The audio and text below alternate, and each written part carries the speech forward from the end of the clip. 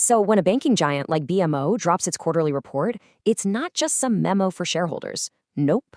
It's kind of like a checkout for the whole economy. So what story are the numbers really telling us this time? Let's unpack their Q3 performance and see what's what. All right, here's how we're going to tackle this. First, we'll hit the headlines. Just how good was this quarter? Then we'll dig into the how of it all. Where did the profits come from? We'll also check out their defense, managing costs and risks. After that, we'll get a peek at their playbook for what's next. And finally, what this all says about the bigger economic picture.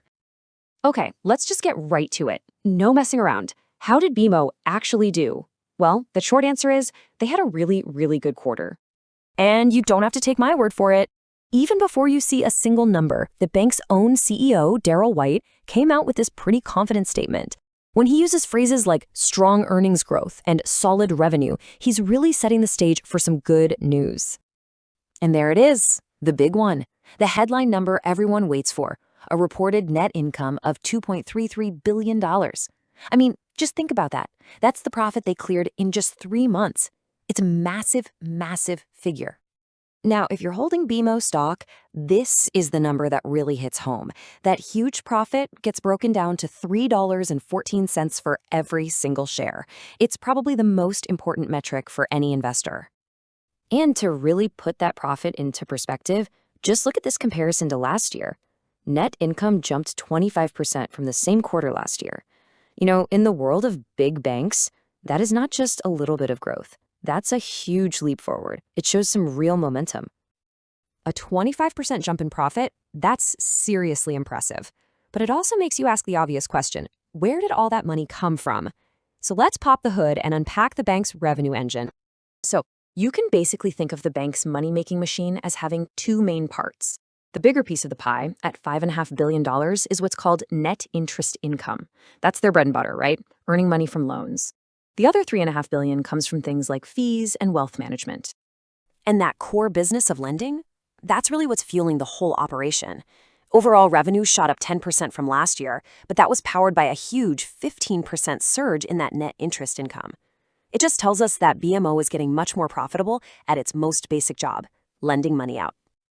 Making a ton of money is one thing, but any good bank also has to protect that bottom line, right? A strong offense always needs an equally strong defense, and that brings us to how they're managing costs and, more importantly, risk. This is the question that probably keeps bankers up at night.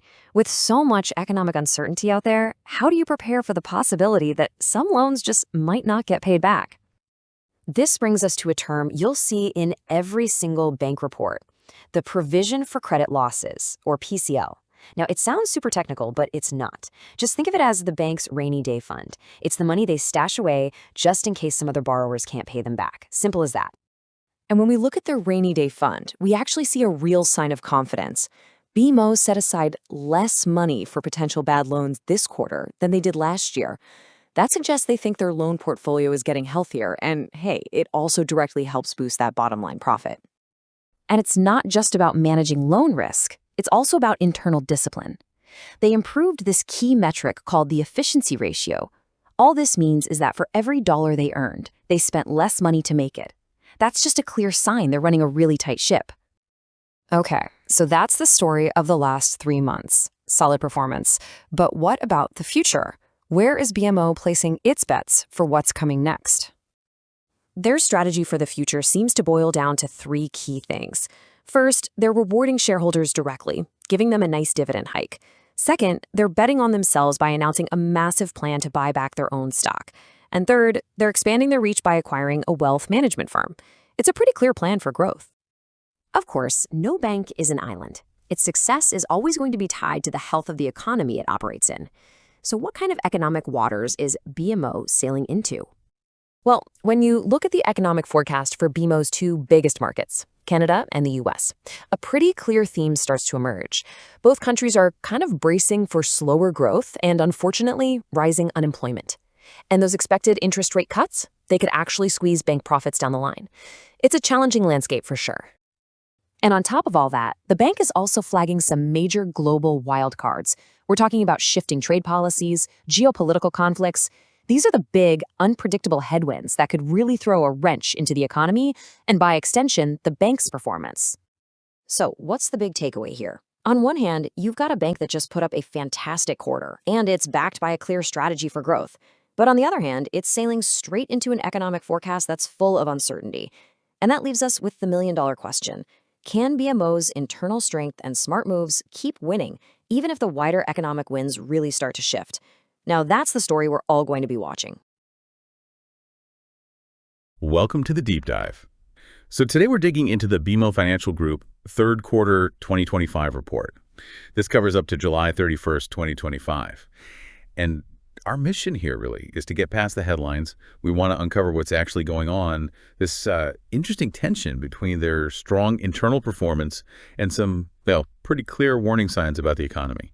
That tension is absolutely the core story here, I think. On the surface, yeah, the narrative is strong. BMO's talking up strengthening profitability, which, is quite something given the headwinds they themselves are flagging. They're not just waiting around. They seem to be pushing hard on growth and efficiency at the same time. Okay, right.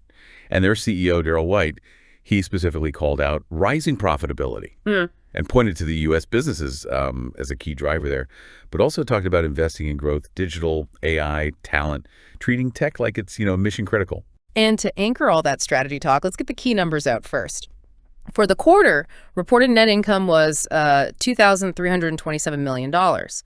And if you adjust for some one-off items we'll get into, that the adjusted diluted earnings per share comes in at $3.23. So that's the baseline, right? Highly profitable context for everything else. All right, let's jump into that performance then. Top line first revenue, they really hit a high mark here. Total revenue was $8,988 million. That's a solid 10% increase from Q3 last year. Not small potatoes. Not at all. But the really interesting part isn't just the total, it's how they got there. Right. We need to look at the net interest margin, the NIM, basically the profit spread on their lending. Reported NIM was 1.69%. And what's kind of fascinating, that's up 17 basis points from last year. Wait, 17 basis points? How'd they manage that? I mean, aren't deposit costs supposed to be squeezing margins everywhere? What's the trick? Yeah, that's where some smart balance sheet work comes in, it seems. The report says it was mainly higher deposit margins and higher loan margins. So basically, they were finding ways to get better yields on loans. And crucially, they managed to keep their funding costs what they pay you for deposits maybe a bit lower or stickier than others. Widen the gap, even in this tricky rate environment. And this wasn't just one lucky division carrying the load, right? The report said reported and adjusted net income was up across all operating segments. Even corporate services lost less money. Exactly. That signals broad health across the bank. Personal banking, capital markets, all contributing. Okay. And speaking of pushing forward, this strength seems to be fueling some big moves, like that deal back in June. They announced they're buying Burgundy Asset Management Ltd. Yes, Burgundy. And that name tells you a lot. Right. Sounds very premium.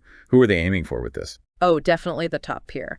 This move is all about boosting their wealth management, their financial planning capabilities, but specifically aimed at high net worth, ultra high net worth clients, families, institutions. They're buying those established relationships, that expertise, should close by calendar year end 2025. Big boost to their footprint with Canada's wealthiest. And you can see why they doubled down there. Wealth management results were already looking, spectacular. Net income up 53% year over year. That sounds almost too good to be true. Yeah, 53% is a huge number. Now, stronger markets definitely helped, gave them a nice tailwind. But important context here, there was also a specific gain boosting that number. They sold off a non-core portfolio of insurance contracts. Okay. A one-timer. A bit of a one-timer, yeah. But still, the underlying trend is strong. Assets under management, AUM, up 13% to $464.2 billion. That's market gains and new money coming in from clients, so good momentum. Okay, so they're making money. They're spending money strategically on growth like Burgundy. Next logical question. What are they doing for shareholders? Let's shift to segment 2. Capital management shareholder returns. Okay. For dividend watchers, the Q4 2025 dividend is $1.63 per common share. That's flat from Q2, but it is up 5%. That's 8 cents compared to a year ago. So steady income, decent annual growth.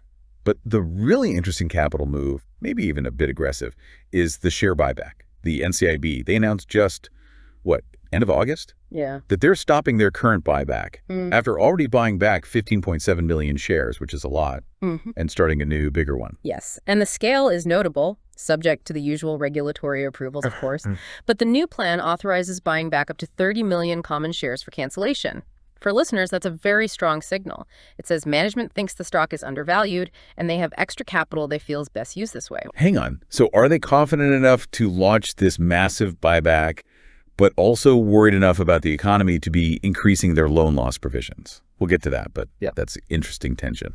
How does this aggressive buyback square with their regulatory standing? It squares because their capital buffers are really, really strong. That gives them the room to maneuver. Their main resilience measure, the Common Equity Tier 1 ratio, CET1, was at 13.5% at quarter end. Very solid. Described as relatively unchanged, so they're holding that high level of capital quality. And liquidity. Cash on hand for stormy weather. More than enough. Their average daily liquidity coverage ratio, LCR, was 130% for the quarter.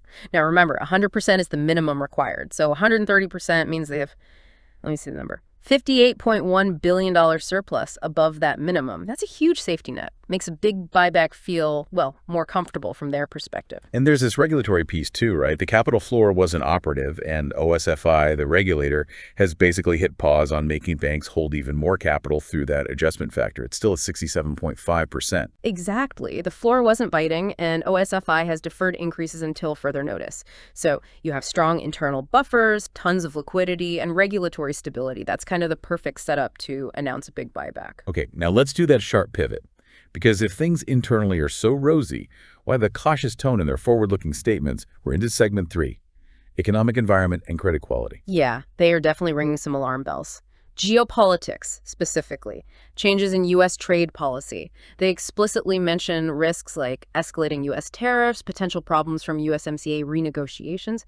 These are big picture worries. And their actual forecast, what's the base case? For Canada, it's pretty downbeat near term. They expect GDP to actually shrink a bit modestly in Q2 2025. Why?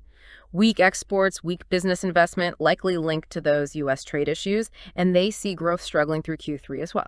Okay, in the U.S.? Their U.S. outlook is interesting because it's so specific. They see growth slowing down in the second half of 25, and they list the reasons. Tariffs, yes, but also deportations and federal government cutbacks. Whoa, wait, deportations. That's unusual for a bank forecast, isn't it? It is specific. Citing deportations suggests they're thinking beyond just trade. They're modeling impacts on the labor force, maybe remittances, disruption in certain sectors. It shows they're factoring in some serious socio-political instability potentially hitting the U.S. economy and their bottom line. That's quite a detailed risk assessment. So, given these specific worries, how is this showing up in their actual credit metrics today? Well, you see it directly in the provision for credit losses, the PCL. That's the money banks set aside for expected bad loans. Total PCL for Q3 was $797 million. And maybe more tellingly, the overall PCL ratio for the year so far is up to 56 basis points. That compares to 46 basis points for the same period last year. Okay, so PCL ratio jumps 10 basis points. But they announce a 30 million share buyback. Which signal do we believe? Confidence or caution? That's the billion-dollar question, isn't it? The PCL says they see specific risks brewing, and they're preparing for them, responsibly padding the potential losses. And we have a pretty good idea where those risks are, because you have to look at gross impaired loans, GIL. GIL, those are the loans already showing signs of trouble, right? Past due, etc. Exactly. And total GIL jumped quite a bit, up to $6,951 million in Q3. That's up from about $6 billion a year ago. As a percentage of loans, that's 1.02%, up from 0.89%. And the report is very clear on the main driver. It's mostly higher impaired loans in Canadian commercial banking. And even more specific, commercial real estate. Ah, CRE. That's the sector everyone's watching. Is this just BMO's portfolio, or are they signaling a wider issue? Well, they're reporting their exposure, so they're focused on their own book. But yeah, commercial real estate generally is under pressure across North America. Higher rates, changing office use. Yep. The key thing for you listening is that BMO isn't hiding it. They're pointing right at the trouble spot. What about consumers? Especially Canadian mortgages, always a hot topic. How's that side looking? Compared to commercial, remarkably stable, actually. The average loan-to-value LTV on their uninsured Canadian mortgages is 70%. That means homeowners still have a decent amount of equity cushion. Okay, so not overly leveraged there. Seems like it. And you know that big fear about variable rate mortgages blowing up because of rising rates. Yeah, the negative amortization headlines. Right. Well, according to this report, the amount actually in negative amortization where payments don't cover interest was only $0.1 billion at the end of July. That's tiny compared to their whole mortgage book. It suggests consumer stress is pretty contained so far, not the catastrophe some feared. Okay, let's try and pull this all together then. We've got these two almost conflicting pictures from this one report. Internally, BMO looks strong. Profits improving, good strategic moves like Burgundy, rock-solid capital. Yep. But externally, you've got clearly rising credit risks, higher PCL, those impaired commercial real estate loans specifically. And it's all happening against this backdrop of, frankly, worrying geopolitical stuff, U.S. tariffs, those domestic policy shifts they mention, real threats to the North American economy. So before we wrap with our final thought, just a quick point on the numbers themselves. We used reported and adjusted figures. How should you, the listener, think about assessing their real performance? Management themselves tend to focus on the adjusted numbers. They strip out things like acquisition costs or one-off gains to get a cleaner view of the ongoing business performance. And the metric they often use, the one good for comparing across banks, is return on tangible common equity, ROTCE. BMO's ROTCE, both reported and adjusted, was 15.6% for Q3. That's a strong number. Shows good underlying profitability and efficiency, even with all the noise. 15.6% ROTCE. That is a solid performance marker. Okay, and here's that final provocative thought for you to chew on, and maybe track in future reports. BMO clearly has strong capital, that 13.5% CET1, 130% LCR.